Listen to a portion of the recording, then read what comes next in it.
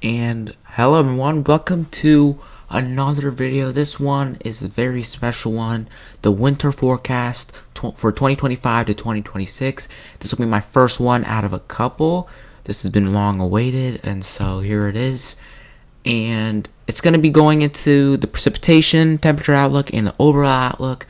I did not include kind of the factors that went into this forecast, but I can tell you right now it was a multitude. It was some other people's opinions, the Climate Prediction Center's outlook for the winter, PNA, NAO, EPO, AO, ENSO, QBO, PDO. The sea surface temperatures are around with trends, analogs we're seeing, bunch of stuff. If you do think I should make a video where you want to see all those factors, let me know. Either way, I probably will, just to break it down even further. But this video is just going to be solely simple for every human to be able to understand, and the science we can get into in another video. If you do enjoy this video, please consider subscribing, liking, and sharing with your friends. And let's start off with the first slide, which is the temperature outlook. So pretty generic colors. I mean, the cooler colors represent cooler temperatures, warmer colors, warmer temperatures than average, and the white is just average, or it could be either or. The darker shades represent kind of a higher intensity. Usually there are 3 shades, however I just wanted to do 2 because there's still a little bit of uncertainty. It's not early for a winter forecast. It's a pretty good time to put one out, but I'm definitely going to build, and this is definitely going to change around a bit in the future ones as I do make more, most likely. This does represent the Climate Prediction Center's outlook, just some tweaks which I'll get into. If you do want to see the National Weather Service's outlook, just go on to cpc.gov or Climate Prediction Center, and it should be the first tab that pops up. So let's start out with what's going on in the north. So typically right now we're expecting a La Nina, okay? A La Nina is where the northern jet kind of comes through here like this, okay? Kind of comes through here and lifts north. Southern jet is way down here, okay? Or even non-existent at times. This is what's going to lead to cooler air north of this line and warmer air south of this line, okay?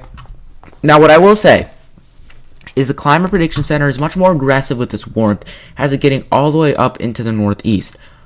I don't really agree with that. And it has this cooler air kind of staying more confined to the north central U.S. I don't agree with that. Now, this is why. I feel like their forecast represents more of a moderate La Nina, so that's when ENSO temperatures are between -1 to -1.5 Celsius. I don't think it's going to get that low. In fact, it's only around -1.0, -1.1 right now, and sooner or later it's expected to rise back up into cool ENSO territory. And so at best I expect some sort of a weak La Nina at best if it does stay pretty cool, and even if it does get as strong as it gets, I don't think it's going to reach moderate criteria to -1 Celsius. It should stay warmer than that. So that's why my temperatures, you got cooler air through most of the north central U.S. into the Midwest and into the interior Northeast for sure.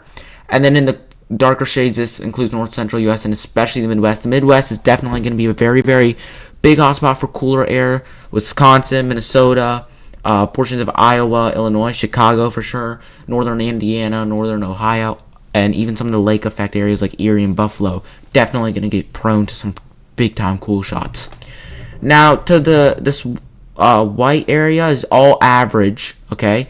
I was contemplating to bleed these cooler colors further west in the Pacific Northwest.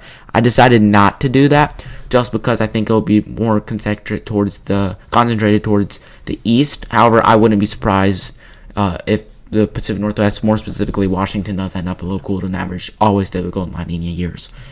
Now, if we go back east, you have your popular, and where most of my viewers are from, the I-95 corridor. So Boston, Hartford, New York City, Trenton, Philly, Wilmington, Baltimore, and D.C., and then into Richmond. So Richmond, I expect to be warmer than average.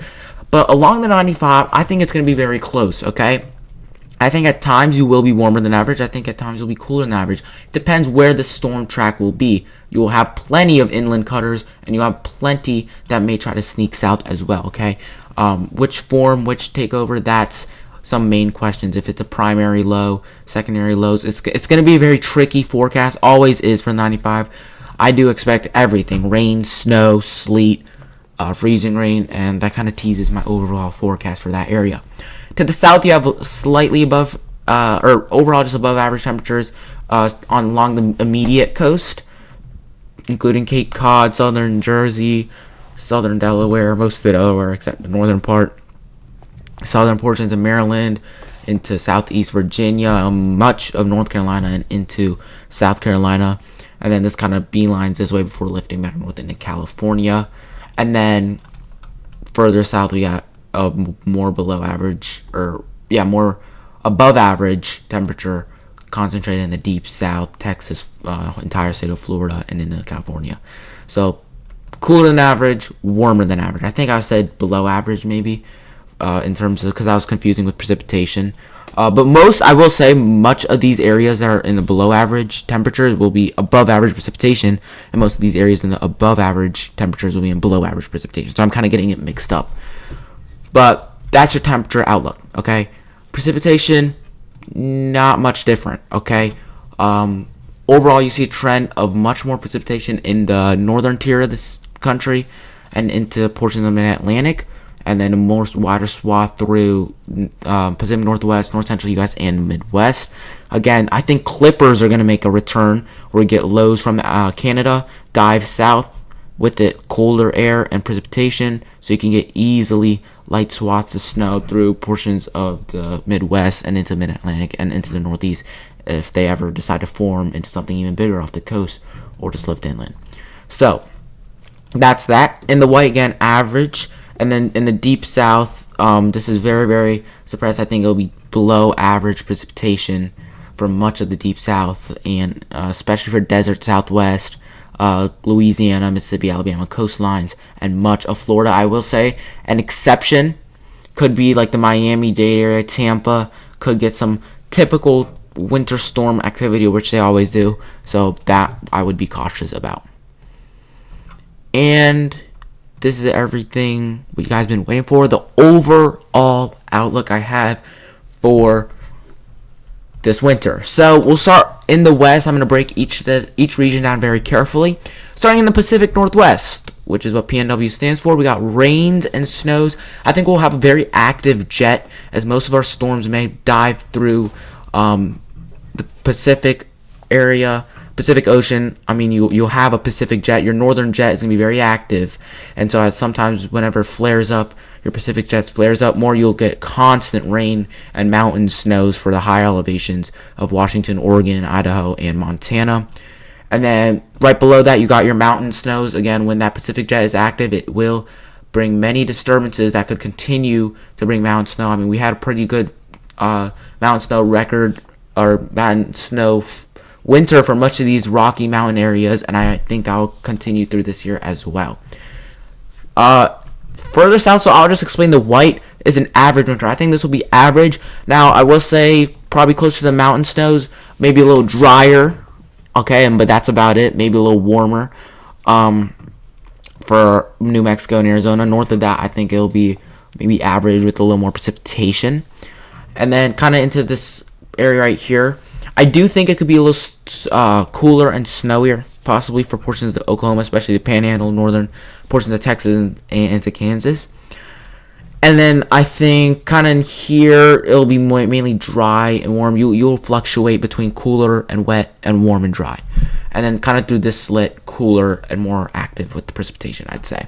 But generally an average winter with 50-50 chances, but there could be some surprises, as this winter is definitely looking really interesting. Further south, dry and warm, some severe weather, so you will expect dry and warm temperatures again, because that southern jet is not going to be very active. And when it is, though, severe weather, especially for, I'd say, these areas through here. If you get a storm, Pacific jet that rams through, you get some nice Gulf moisture. Let's say you got a storm kind of coming through here, brings colder air down. You'll have some cold fronts, some warm fronts, and you could easily get some spark up to severe weather for where we typically see it in winter. So it'll be pretty active. But whenever we're not getting that severe weather, it'll be mostly dry and warm. To the north, we have a battle zone. Okay, this is where I think the battle zone is going to set up, where we'll have lots of times of rain, times of snow, and times of ice. Okay, and everything in between. Okay, this includes, of course, the I-95, Boston right on the edge. I think Boston is farther enough north just to be right on the edge. New York City, battle zone, Philly, through Wilmington, Baltimore, and D.C. I even included Richmond into the battle zone. Just based off last year, Mother Nature tends to repeat itself. You never know if we get a quick little southern slider where it could bring big-time snows here, which we did have last year. Okay, we had a foot of snow in this area with that one storm. That was expected to be like a big-time snowstorm, big-time nor'easters. I do think nor'easters are also returning this winter for these areas, so I do think we'll have one or two good ones, or attempts at least, for big-time snows in these areas. Further inland, you got your interior snow, so whenever you get a little cutter system or slightly inland system, kind of like this, north and west of 95, you will get your typical interior snows. But even this region, I mean, like I talked, it's cutter season, okay? La Nina, even if it's weak, you could easily get some cutters that really surges warmth and rain for all of these areas, and then snows. This is where I'm kind of leading into next zone, big cold blast and frequent snows. If you ever get a cutter, you got your warmth and rainier temperatures and precipitation in the east, and then you got your cooler temperatures and big time snows that could easily form. Especially, again, I cannot stress enough, Midwest looks to be really, really cool and snowier compared to last year at least. And then just after that, we also have the battle zone right here, sitting on kind of St. Louis, south of Indianapolis, Louisville also in there, and Memphis south of it, Nashville kind of right on the edge as well. So that's my forecast. Kind of want to break it down. It is pretty bland. Try to whip it up as quick as I could. Oh, one area I did forget almost. This little area. If you've been wondering why I kind of like curved it around, again, that's a stormy activity. I was thinking of adding its own zone, but it's too unimportant to me. No, I'm just kidding. But it does look to be more thunderstorm activity through this area. And you could easily, since your southern jet, when I mean your southern jet won't be here, I mean it won't be really into the southeast U.S. or the southern U.S. Like, it will be off the shore, and that's why you could sometimes get it sneaking up, and you could get some moisture and lows to get it into Florida that cause some storms. And, I mean, if you never know, get a quick low from Canada, bring this low north, you got a low, you got a nor'easter, and I really think that we could have nor'easters returning this season. Can't stress that enough.